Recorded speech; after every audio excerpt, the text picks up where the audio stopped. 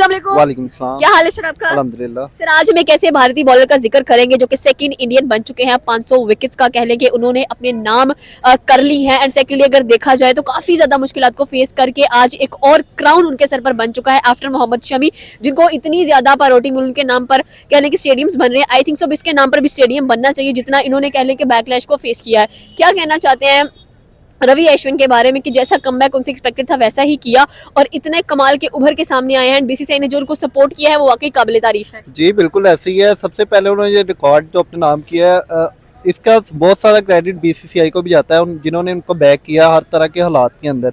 अगर देखें उनका काफ़ी तकरीबन 15-17 साल का उनका करियर हो चुका हुआ है, तो इसमें काफ़ी अप्स एंड डाउन भी आए हैं। सबसे बड़ा उनका जो बैकड्रो था, उनके बॉलिंग एक्शन पर पाबंदी लग चुकी हुई थी लेकिन उन बीसीसीआई वालों ने फिर भी बैक किया, उनकी ट्रेनिंग करवाई, उनको टीम से ड्रॉप नहीं होने दिया। हालांकि उनके पास बहुत सारा टैलेंट था, लेकिन उन्होंने इस टैलेंट को ज़ाया नहीं होने दिया। उन्होंने उनको अपने साथ रखा, उनकी ट्रेनिंग करवाई, तो बॉलिंग एक्शन उन्होंने चेंज किया, बड़ा इंपैक्ट पड़ा इनकी बॉलिंग के ऊपर। लेकिन फिर भी इन्होंने आगे बहुत आउट क्लास बॉलिंग की और आज देखिए मुरलीधरन के बाद दुनिया के दूसरे बॉलर बन चुके हैं जिन्होंने 500 से ज़्यादा विकेट लिया। और आपने कमबैक की बात की है, तो कमबैक इंडिया की ये स्पेशलिटी है, उनकी तरफ से जो भी बॉलर की कमबैक देखने को मिलता है ना, एक नया ही बॉलर देखने को मिलता है, आउट क्लास बॉलर देखने को मिलता है।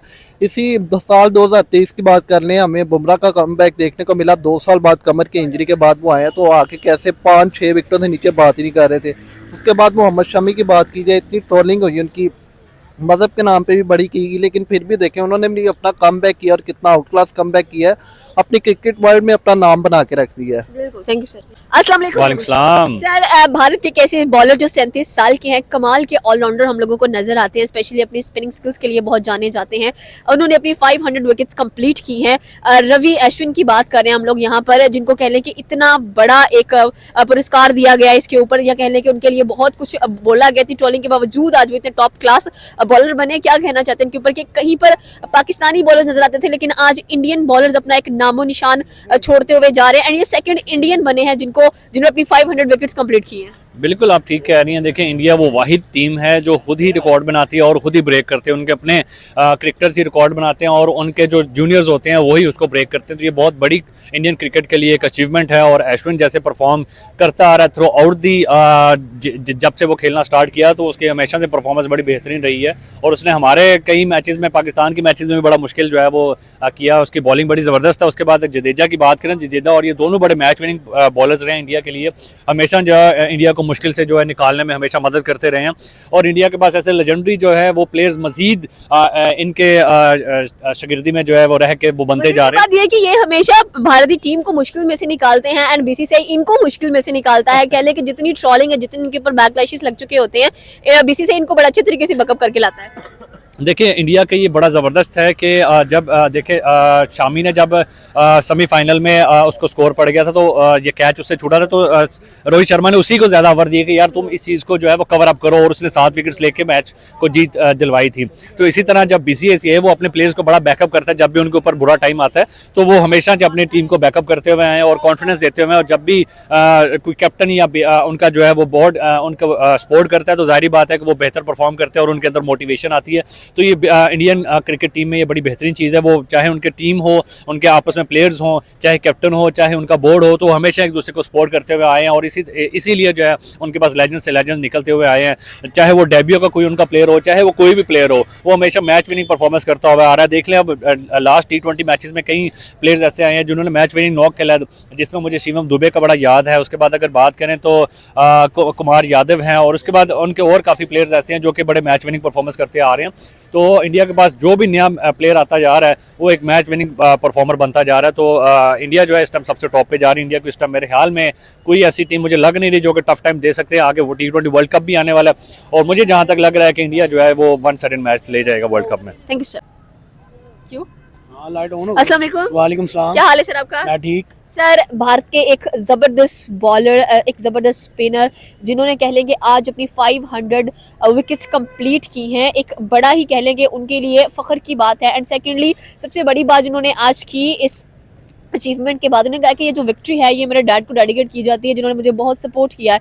क्या कहना चाहते हैं कि 37 इयर्स ओल्ड रवि अश्विन ने जो कारनामा सर अंजाम दिया है, सेकंड कह लें कि इंडियन बन चुके हैं। ये कोई ऐसा इंडियन नहीं है जो किसी ना किसी उसको हर किसी को कोई ना कोई पुरस्कार दिया ही जा रहा है। देखिए, फर्स्ट ऑफ ऑल आपने कहा कि रविचंद्रन अश्विन स्पिनर बॉलर, मैं उनको स्पिनर बॉलर नहीं समझता, मैं उनको एज अ ऑलराउंडर टीम में समझता हूँ कि लाइक जैसे वो अपने टीम के लिए कोई भी फॉर्मेट हो, टेस्ट हो, T20 हो, ODI हो, उन्होंने अपनी टीम को टीम इंडिया को उन्होंने सपोर्ट हर जगह पे दिया है। हम अगर देखें ना, बात करें तो इंडिया पाकिस्तान का मैच जो वर्ल्ड कप में हुआ उसके अंदर भी कह लें कि 2023 के वर्ल्ड कप में इंडिया को पाकिस्तान से मैच जितवाने वाले रविचंद्रन अश्विन थे, जिन्होंने कह लें लास्ट बॉल पे आई थिंक सो 1 के 2 स्कोर आया था और बाउंड्री 4 कर चौका लगा के उन्होंने इंडिया को वो फतह उनकी जीत जो थी वो उनके इंडिया के नाम की थी।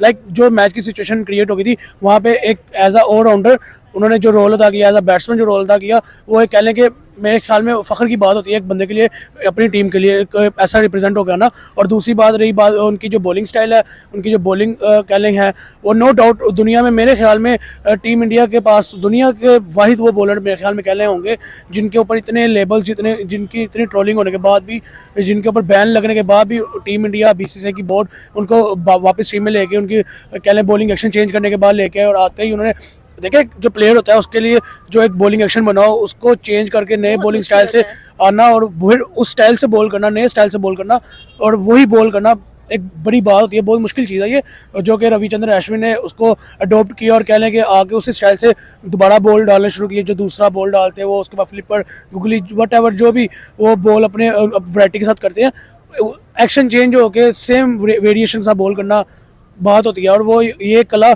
मेरे ख्याल में रविचंद्रन अश्विन के पास है, क्योंकि देखिए सईद अजमल के ऊपर बैन लगाया गया, वो दोबारा क्रिकेट की दुनिया में नए स्टाइल से नजर नहीं आए, ठीक है। इतना बड़ा पाकिस्तान का बॉलर था मेरी नज़र में, लेकिन वो एक्शन चेंज होने के बाद क्रिकेट की दुनिया में नजर नहीं आए, ठीक है। और रविचंद्रन अश्विन की बात कीजिए, एक कह लें कि उनके अंदर स्टेमिना ऐसा है, कह लें कि उनके पीछे स्पोर्ट ऐसी है जो एक्शन चेंज होने के बाद भी उन्होंने दोबारा इंटरनेशनल सतह पर आकर, इंटरनेशनल लेवल पे आके अपनी परफॉर्मेंस दिखाई और अपनी कारकर्दगी का मुजाहरा किया कि लाइक मैं ये हूँ, इंडिया के पास जो टैलेंट है वो ये है।